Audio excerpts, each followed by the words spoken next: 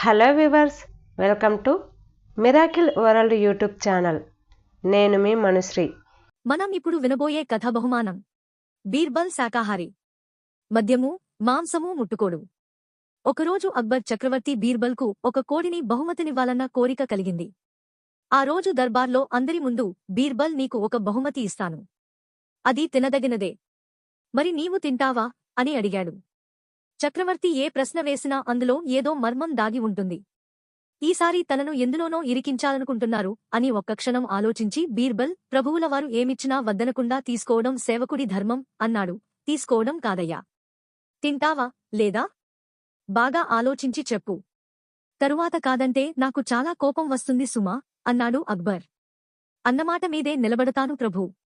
మీరేదిచ్చినా ఎలాగైనా తింటాను బదులిచ్చాడు బీర్బల్.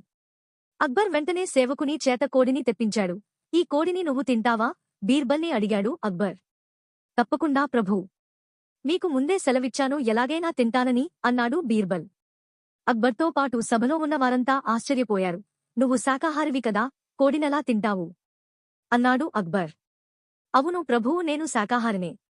నేను కోడిని కోసుకుని తినను, అమ్ముకుని తింటాను. ముందే చెప్పాను కదూ ప్రభూ, ఎలాగైనా తింటానని ముసిముసిగా నవ్వుతూ చెప్పాడు బీర్బల్. ఆయన మాటలు విని చక్రవర్తితో పాటు ఆ సభలోని వారంతా గట్టిగా నవ్వారు. మీ సలహాలు, సూచనలు ఏమైనా ఉంటే కామెంట్ రూపంలో తెలియజేయండి.